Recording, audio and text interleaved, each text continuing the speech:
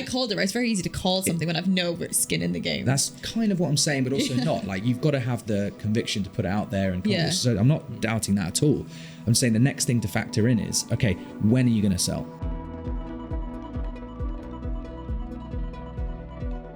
Hi everyone, welcome to another episode of World of Oil Derivatives. I'm Greg Newman, the Chief Executive of Onyx Capital Group. We've got a slightly different setup if you're watching this visually on YouTube.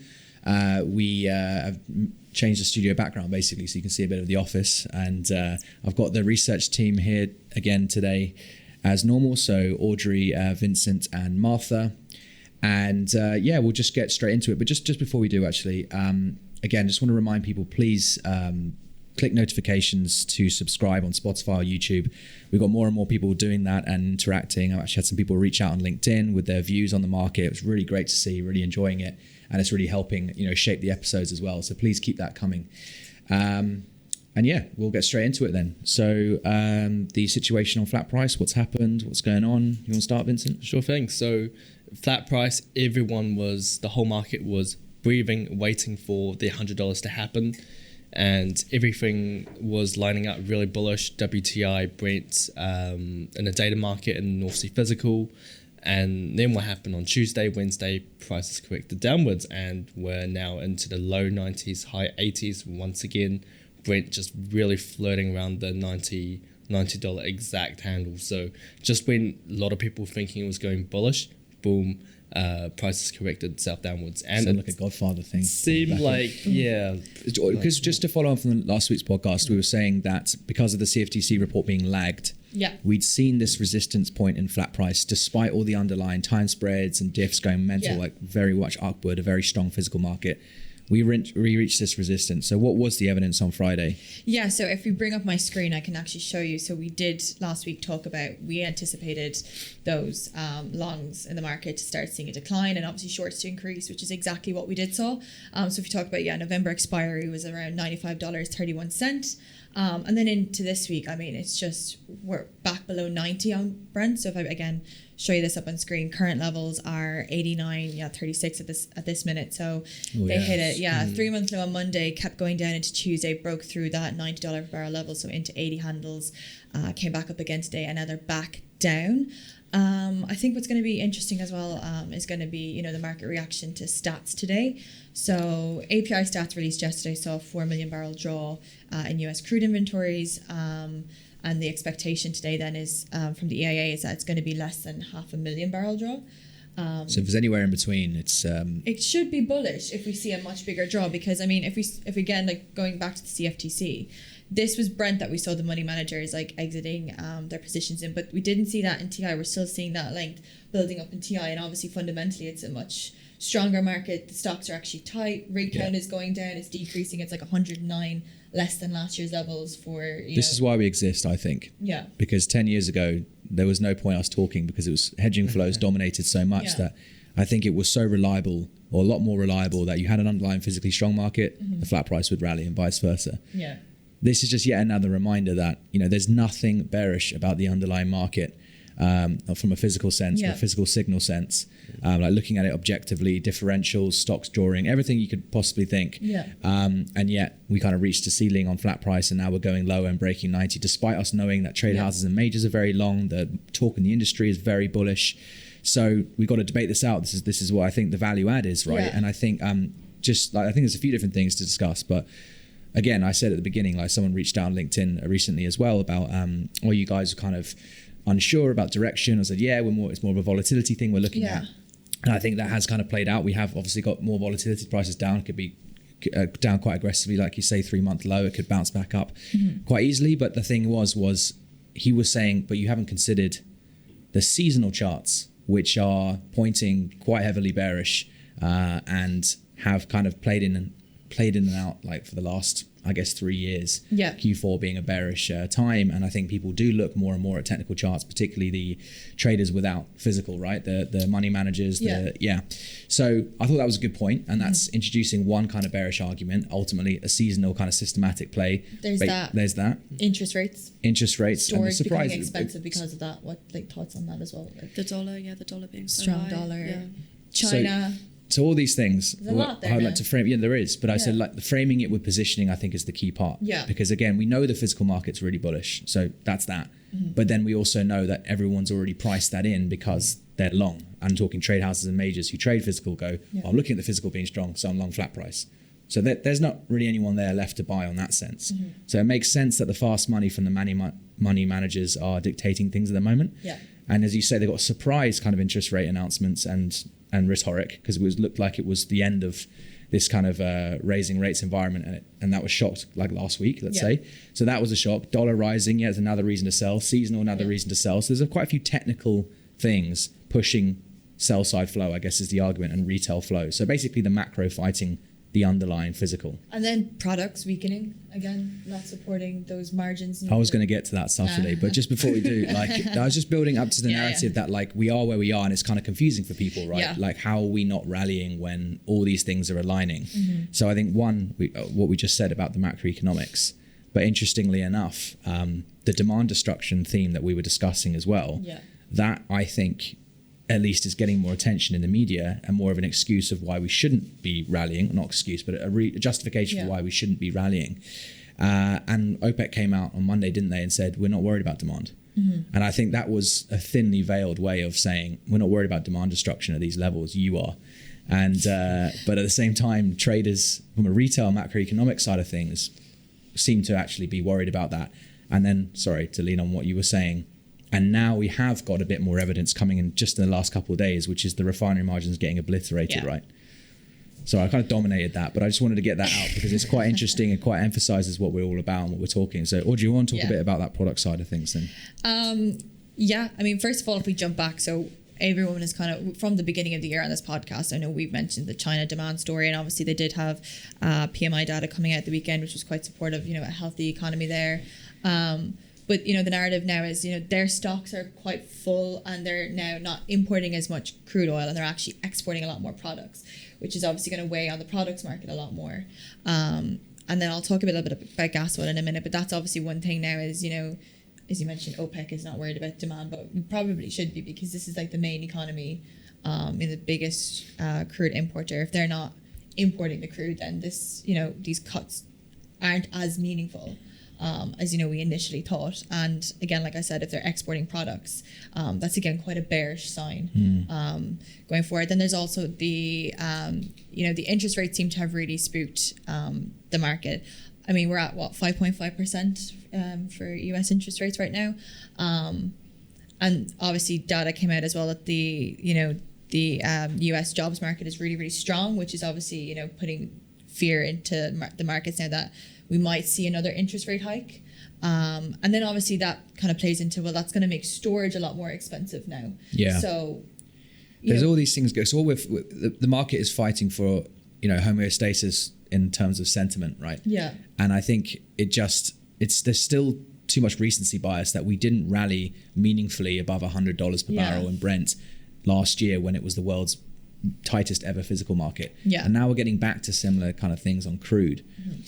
The difference this year is that the products aren't keeping up. We said they were, and they were for recently, and they've suddenly, eating into profitable territory for Europe. Yeah. That's quite a big deal, right? That's, refinery demand. It's a very direct thing. Refiners will buy less crude now because they're making less profit. That is a direct demand destruction situation. Yeah. I mean, I know, Martha, you want to talk a little bit about gasoline. And I guess it also kind of ties in a little bit to gas oil. But again, bringing it back to CFTC, it's been like 4 weeks on the trot now of longs closing out of their speculative length in gas oil. And then looking at the producer merchant positions, we're seeing both longs in gas oil. Yeah. So we're seeing both longs and shorts build there.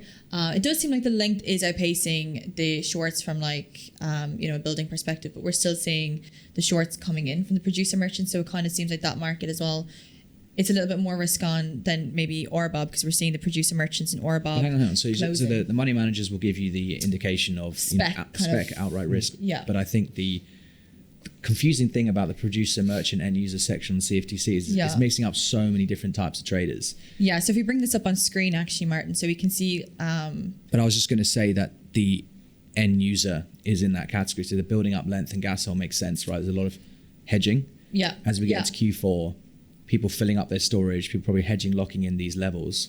Yeah, that's probably who's long then. That's what I'm saying. That would make, but if the open interest is reducing on the speculative side and increasing on the hedging side, it's kind of logical. Yeah, definitely in terms of the winter season coming up, but that's also quite interesting as well. It is. I was go on. Tell me what you think about that, the winter, because that was always the big thing coming up in this year. We've been getting complacent. Yeah. So I mean, you've got gas. Obviously, last year was one of the key drivers of this gas oil strength. Yeah. Stocks now in Europe are 96%. Full right now. So again, I can bring this up. So this is the AGSI data. So once that loads, you can see we're 96.15% full. That's cumulative EU storage.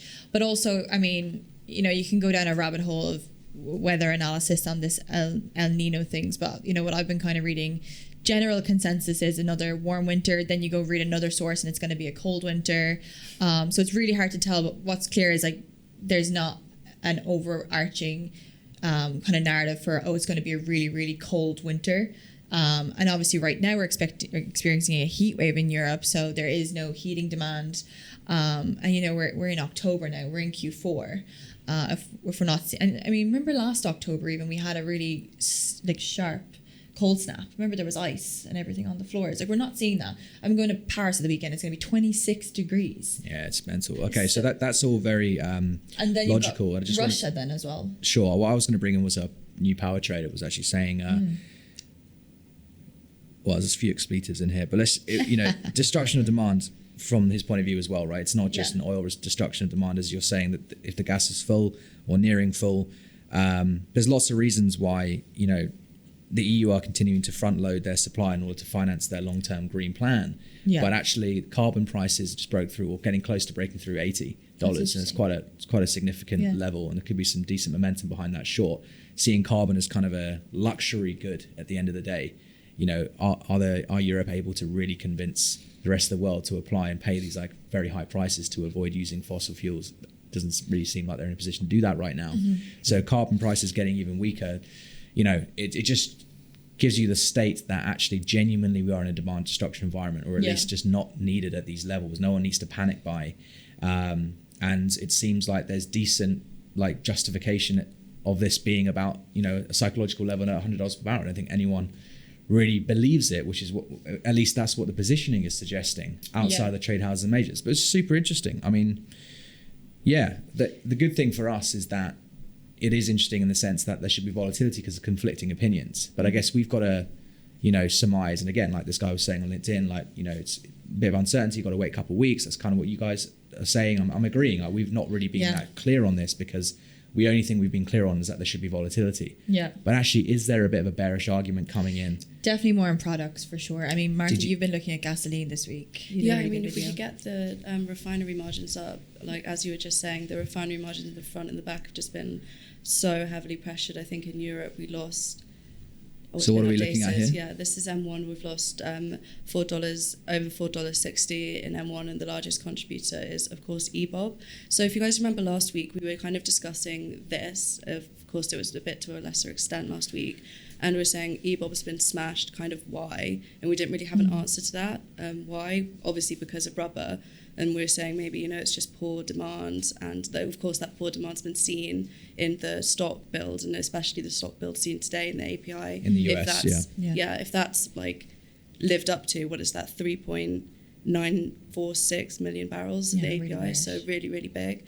But it has been to do with these RINs, which we actually have another video on if you wanted to watch that. Good plug. But basically... Or was it the market got rinned? The gasoline market gets rinsed. Okay. So it's basically caused the RVO cost to be really low. The RIN market reacted super bearishly to the news about Russia, and it's just absolutely destroyed rubber. So we've got the rubber graph here for month 2, and we can see that the low that we've hit now, we're below.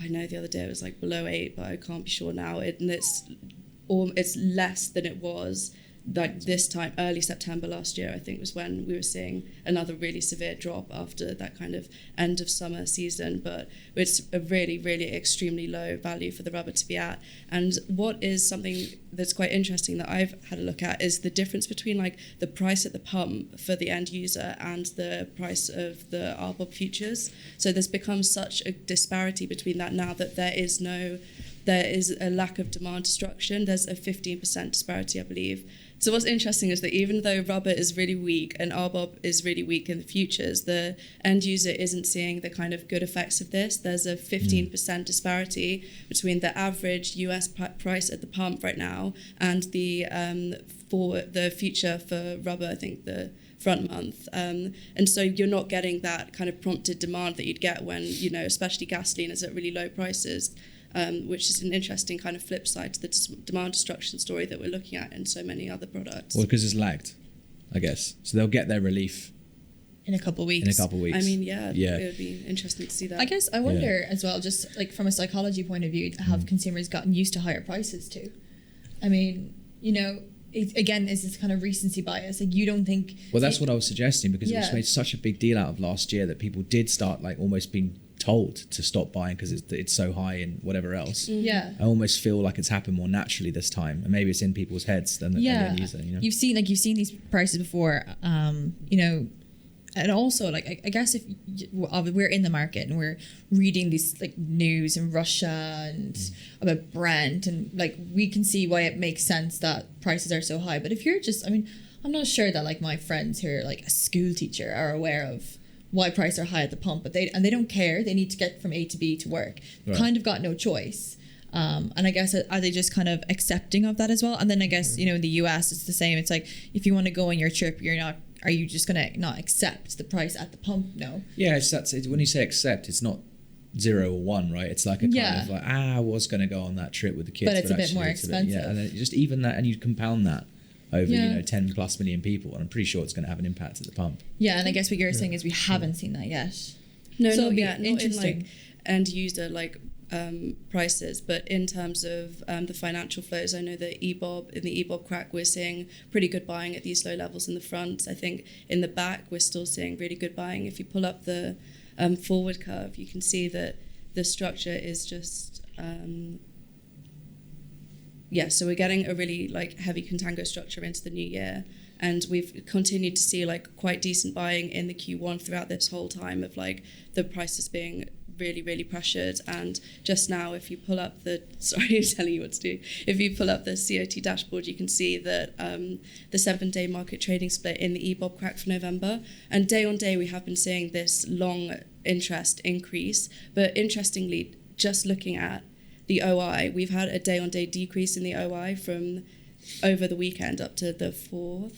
So we can see maybe some profit-taking flows from in-the-money shorts here, which a lot of, I think, essentially all of the market and the past year is in the money if you're entering short. But just in the same graph, you can see that we've got an increase in long interest into the market as well, because these are obviously really good prices to be getting long at. Sorry, this is which month? November. Yeah, that's super interesting actually. So you're saying that it was more towards the short side just a week ago? Yeah, and we've seen this long interest build up. Yeah.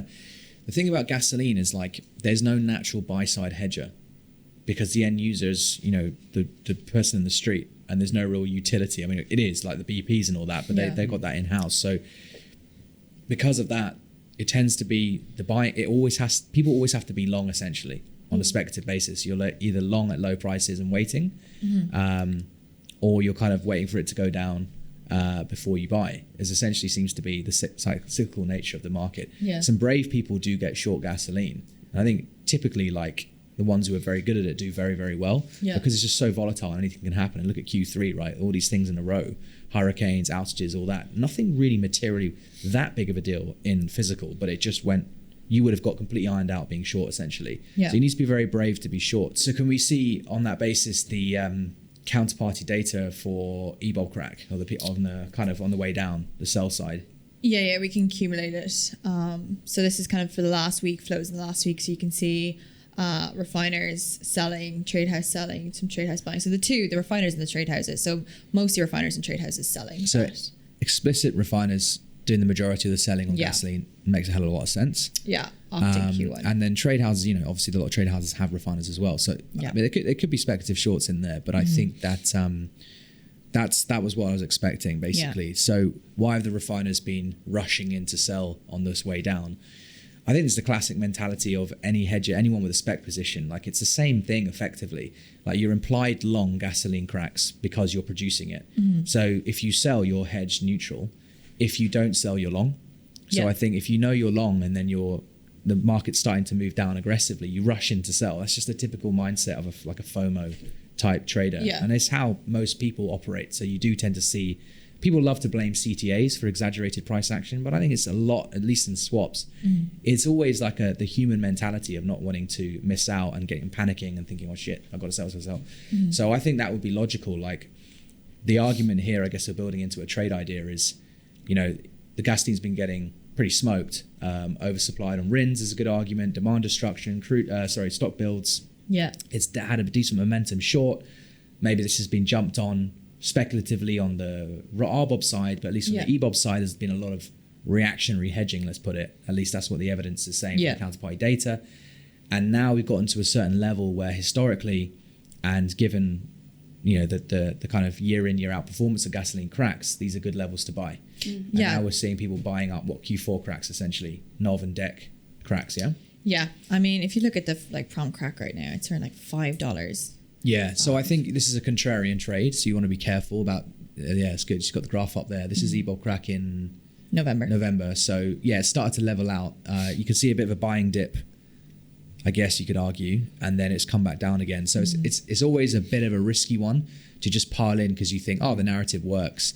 You kind of got to let the price action, the positioning do its thing. So for me, unless you want to structure your trade like, buying dips, buying smalls, and then keep on stopping out until you get evidence that you're at the lows, you could just ultimately wait for the volatility to die right down. And then actually, because it's a crack, in other words, you're not buying time spreads, which are physical diffs, you're buying a crack, which is just a differential to crude. It's actually quite a nice way to reflect crude being overbought now, or more on the bear side. Because if the margins are so weak, the refiners pull back, they stop producing gasoline. There's a decent fundamental argument. Seems to be a momentum to the bearish physical argument in gasoline, at least from what you guys are saying. So that could be quite a nice trade, in the next few days to join in. And then essentially, if the open interest, you said it came off or built, the open interest? Week on week, it's building lows, but just day on day over the weekend, it did see a little bit of a dip. So. Yeah, you naturally get open interest increases as it gets towards prompt. As people do their hedging on majority prompt and all that, and people take things into pricing. So you would expect that, but you're saying the rate of increase has slowed down.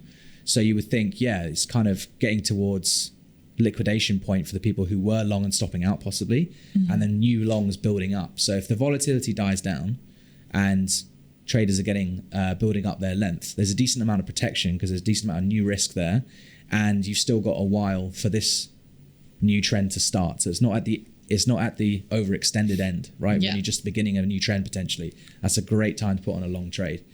So that's quite a good trade idea. Maybe let's say kind of NOV through the Jan cracks essentially, buying a dip as the volatility slows down, and then probably scaling in as you get this new trend. Yeah, definitely breaking down the indicators is really good. We did actually do a short Q1 EBOB crack trade in our alpha report 2 weeks ago. So I think we kind of preempted this based on the indicators back then. Yeah. Just if anybody would like trade ideas, but I mean, what was that based on? This is the time you did this. So this was my trade, actually. Yeah, you were looking at things like RSI at the time. I was expecting poorer physical demand in the US and also the technical indicators as well. Technical indicators showing it was overbought, ready for more. Overbought in the long term, ready for a proper downwards correction. Yeah, I mean, if you just bring up this chart here so you can see, I mean, we should have definitely been a bit more ballsy with this trade idea. Where we would have taken profit versus had you actually scaled into this trade and follow the trend. Run your winner. Yeah. So that's the thing. You get into a trade and it starts being in the money. That's when it becomes your risk reward structuring, right? And ultimately, it's important to have target prices because otherwise you're just pissing in the wind. Yeah. But ultimately, it also makes sense if you start a new trend and look, a trailing stop loss might have been good here. Correct. Yeah. Because you caught it starting to say it's bearish, and it proved to be the top of the range, and then as the momentum builds, you're setting a new trend. So you can't know when the trend's going to end. So the trend is your friend. Have you heard of that? That's a saying in trading terms, right? So as in like, have a target, take half off, or as you say, run the trailing stop. This is all classic. People always talk about stops, and they should, because it's about protecting your capital first. But the probably most untouched thing is exit strategies. You notice a lot of people are like, I called that right. It's like, if I took, a market call and converted it into execution, you'd be amazed at how many things go wrong. Like it is pretty shocking. It's just like that. Obviously, you have to fight all the human biases. That's why systematic trading, even if it's got a discretionary element for the execution, it's always a good idea, because you just can't help yourself. So, the fundamental rules being like, why fight a trend? You can't know. For you to say, I sold it here, started a new trend, it's going to end here. That's incredibly like, how are you meant to know that, right? So you just need to maximize your probability, and people really struggle with both, like either or. So they either run it for too long expecting different things to happen, not realizing by holding on they're actually creating a new hypothesis, and it wasn't their original hypothesis. But on the flip side, they might be in the money and they've got a trend here and it's got good momentum. There should be a structure for running that. And I think this is what traders really struggle with. And if you believe that trade houses and majors are like excellent at this, I would kind of question that, right? They've got a lot of ways to get in and out of positions via the physical optionality in their contracts, whereas a pure hedge fund trader or pure financial trader lives and dies by their buying and selling prices. So they really get stung by having poor risk management framework and not nailing their exits. So having a really good exit strategy is like, after you've professionally created a strong risk management framework, I think the skill is actually how you exit trades. So something for you guys to keep working on as you suggest trade ideas and all that. Definitely. I guess also what we don't do is kind of revise these weekly, revise these monthly. So this is something we can definitely take into account. I think you should also take into account like slippage, things like that. So you assume when you sell, you get the best price, and when you buy, you get the best price. But there's all these things in between. You go communicate it to the desk, the executing desk, can you buy me back this? They're like, oh, the offers are gone. What do you mean? It was tanking 1 minute ago. They're like, and it can happen, right, in OTC markets.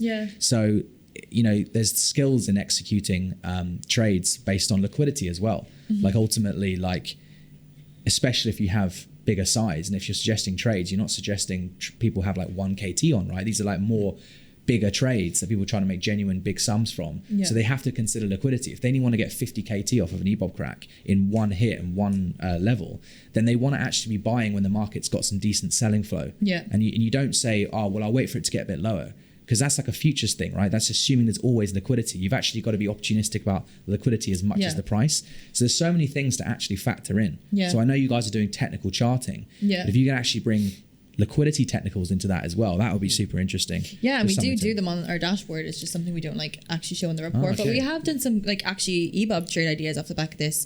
And I know the trade at the time was actually going long because of poor liquidity, because we were exactly, it can be a trade. That's what I'm saying. Like the idea being that, and it actually could happen here as well. If prices just get so low that we do see liquidity start to suffer, it's probably a really great time then. So I'll set you up there to sell your liquidity technicals. But it might be a good time to enter, because prices will gap around. And especially if you're someone that wants like smaller margins. So I'll gap around quite a lot. I mean, you can't have a conversation just about liquidity without also talking about volatility as well, seeing like prices gapping around. Liquidity is a function of volatility. You can actually trade off these things, and that's what you were suggesting last week. You're like, well, we should sell the East West because the Chinese are long, or the Chinese counterparts are quite long, and they're not going to be there anymore. Lack of buying flow, it's going to sell off. That's literally a liquidity trade, a liquidity hypothesis.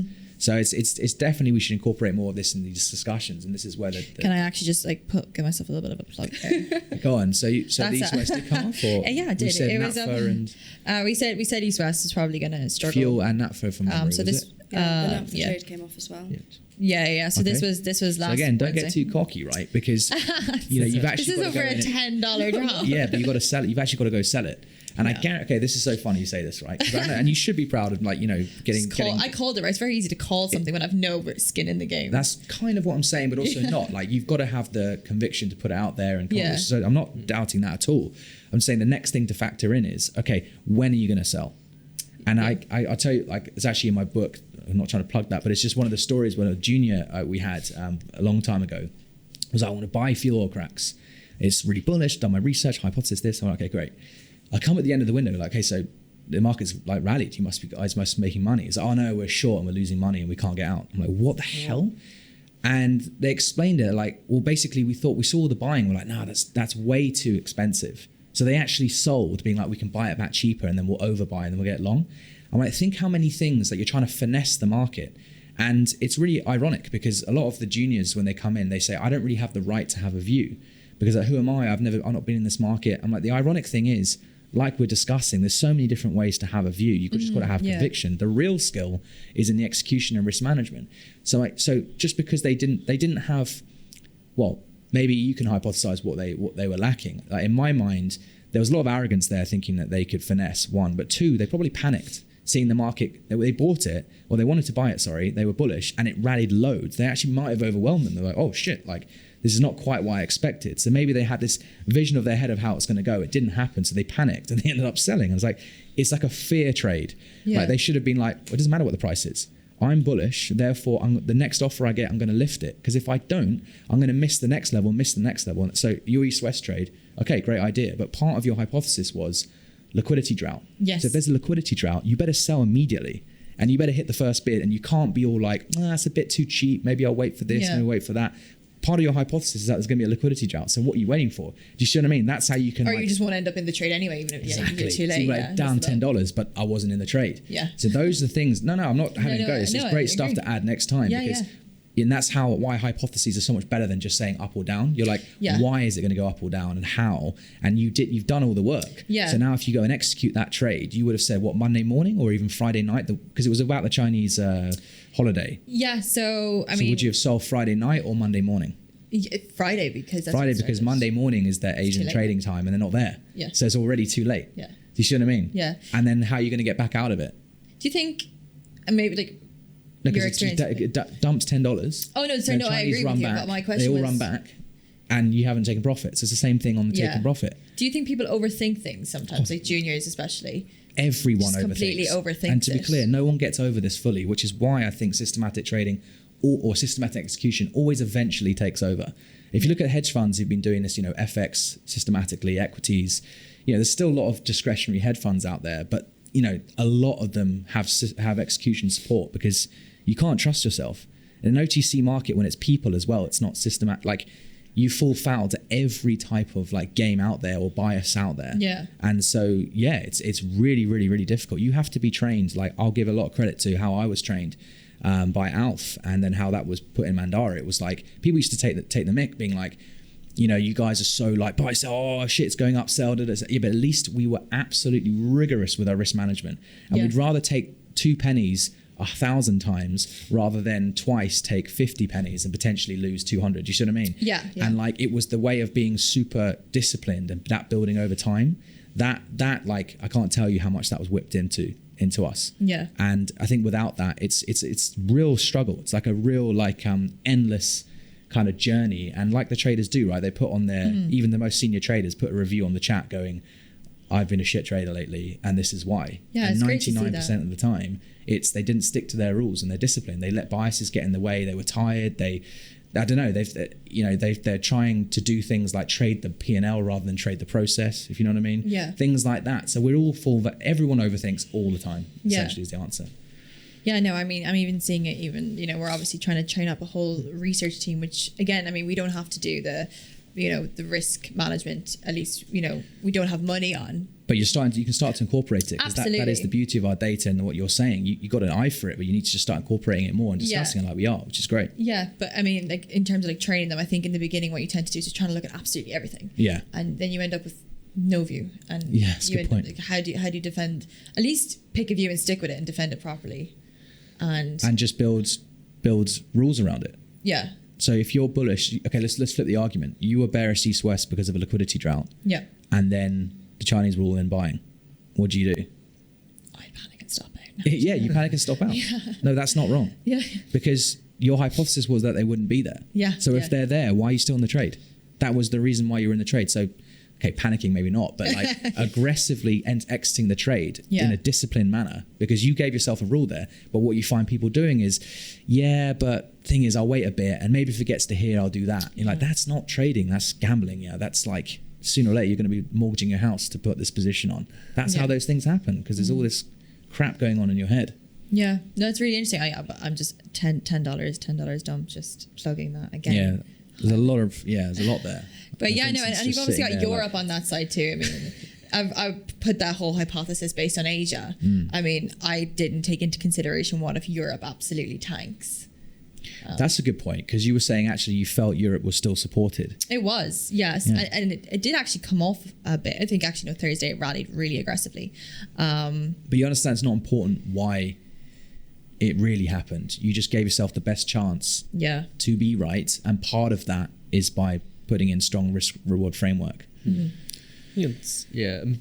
would like to say, it's important to always have understand the other side of the trade. So you might have very strong conviction that something will be bearish, but then you have to see, okay, the market will most of the time it can always go against you. So you have to see why, find out a convincing argument of why it might be bullish, or what the bullish narrative might be. It could be more it could be looking at market positioning, could be looking at volatility, or could be a freak event as well. Maybe certain it might be refinery outages or something like that, which triggers a really strong move upwards. And if market was really sort of short position as well, people might just trigger a lot of short covering flows. There can always be an other side of the story. So often a lot of traders, they might not be they might be have so much conviction on their views that when the market starts turning against them, they find it very difficult to cope with that. I guess it's the 5 stages of grief. You also mentioned that in your book as well. It's actually a book called What I Learned Losing $1 Million. Oh, right. It's a great book. This guy is talking about how on the way up in his career, he basically, when he looks back, he was just so lucky. And he used to get so highly convicted about his trades. He was convincing his friends and family to enter the trades. And then one time, it completely blew up, this trade that he got all his friends and family into. Everyone lost money. He lost loads of money. Obviously, he lost $1 million of his own money. Then his family, his mum died and his dad died, and everything just compounded. And he was like, so what I learned from all that was essentially there's a lot of luck in everything. Yeah. And as he was doubling down on his trade idea and his hypothesis, it was all basically denial. And then he was getting angry, and then he was realizing you basically go through this as a trader, maybe even daily or intraday. So that's effectively what you're saying. But I think that is again where we are at in the state of the oil market. You can't just say I'm bullish because of the physical. You can have that as a view, but you need to translate that into the rules basically, which is how it becomes a hypothesis and a trade plan. And as you say, they get so but why is this going down? It makes no sense. The market's broken. This is stupid. These market makers are annoying. This. You get all algos get a bad exactly. They get a very bad rep. So it's fighting those instincts, I guess is the point, or understanding where your edge is, because a lot of the bigger trade houses and majors here, some of their edge is the fact that they can ride out these massive swings. So just by being patient, that's part of their edge, and it could be part of their risk management framework. Risk management framework doesn't have to mean you're not risking money. It just means you're understanding how much you're willing to lose in order to make the game. So that's a key point as well. But the only thing I would caveat with that is when people say they're studying the market and they're researching and they've done so much reading, they've done their homework. Your homework never stops. So you're constantly looking for data analysis that contests your view and contests your hypothesis. So that your point about panicking and stopping out is a good thing, because you've looked for things to challenge your hypothesis, because you know why you entered the trade. So you're not trying to convince yourself to stay in the trade. You're actually trying to give yourself reasons to exit. But then it's a dichotomy, because obviously, as I said, you want to run the trend, and there's a lot of things going on, and that's where the essence of trading comes in, and that's what the service is all about that you're providing. So it's to give everyone that different way of thinking, because I guess to enable it, to enhance it, to navigate it, and they can't do that without data. They can't do that without you doing some of the legwork, right? It's just like an extra analyst. Cool, that was some great stuff there. Do we have anything else, or maybe the forward look? So we kind of maintain you're kind of bullish gasoline cracks now. We're again still a bit unsure about crude, undeniably. I think that's still coming through. Still got a long volatility bias, I would say. But then the argument is, did you say gasol. Sorry, you're I'm bearish. Okay. So I mean, if you want to, my trade idea for this week is short the Deck June ice gasol spread. Okay. I mean, looking at levels, if you pull up a screen now, I'm just going to show you the Deck June spread historically. So you can see up here the 2022 levels, obviously extremely high, but not far off them is this brown line here, which is 2023. And if you look at the compared to historicals, so your 2020, 19, 18, etc. I mean, it's really, really high. Taking that a step further, so just looking at some simple technicals, you had prices trending up towards nearly overbought territory. They've now sank, breaking through the EMA. So again, quite a bearish sign. Also have the RSI is starting to trend lower again. A bearish sign. So based on just technicals, definitely more bearish. Levels looking very high historically. I just can't see people piling in. The only thing I would say is the gasol spreads are going to be a function of Brent spreads plus the gasol crack rolls. You see what I mean? Yeah, but they're also we're expecting them to be weak too. Okay, why is that? Well, the Brent. Yeah, the Brent. Yeah, sorry, yeah. but I think we've got to dissociate between flat price and structure. I think Okay. because they haven't been correlated. So Brent spreads are ripping. DFLs are ripping. Crude market's very, very strong. Whereas the flat price is just a speculative function, and that is stagnating and actually trending south now. Yes. So do you expect that to? So if your argument is you expect demand destruction as a theme, as a hypothesis to maintain, Yeah. then actually I massively agree that gasol spread's a fantastic way to do that because you've got the demand destruction in the utilities in the end user directly. Yes. Yeah. And the time spreads are a physical differential on expiry. So it's actually a very good way to reflect a lack of physical health. Just meant from a technical basis, like the way it tends to trade is Brent spreads higher, gasol spreads will get higher. Yeah, they move in tandem with So each you other. could sell the Deck June gasol crack roll, Yeah. which means that you eliminate the kind of Brent spread component. But at the same time, I quite like that trade. I mean, it's quite, I think it's on that beginning of that trend. You can tell, as you say, from a technical basis. And the arguments there physically do make sense. Physically makes sense, technically makes sense. As you said, again, Yeah. we're kind of more bearish crude anyway. Yeah. So again, makes sense from that point of view. But if you want to kind of take it another level to manage your risk, crack roll could be a good idea. Yeah, I think it serves to be, have some decent clarity in our opinion, right? At the end of the day, I'm not bearish crude on a structure basis because it's so evident that the market is incredibly tight. We're still drawing a Cushing. The WTI Midland is still a tight market, which is a key component. And, the dated market is very, very strong. And I think that will maintain, at least for the time being. We've got to see the next month's expiry again. We had a very strong expiry just now. So this is all very, very physically strong. However, so I wouldn't want to be bearish on crude in kind of any way. I still maintain a long volatility bias would be my trade preference. So buying volatility.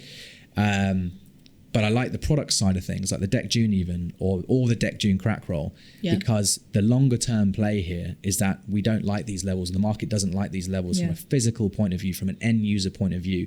Plus, if you add the carbon, the gas, the power arguments, it's not really there for the end user, and gasol is more tightly linked with those markets, right? So I think it's actually a great. It's definitely more macro driven. It's macro driven, yeah. So you got a lot of things working for you there, and you got the technicals working for you there. Yeah. And you kind of even though you're on a new trend, you're at the start of that new trend. And there's a lot of downside. So that's a good trade. Short Deck June gasol or Deck June gasol crack roll. Nice one. Anyone else? Any other trade ideas? Didn't you have one? Dated.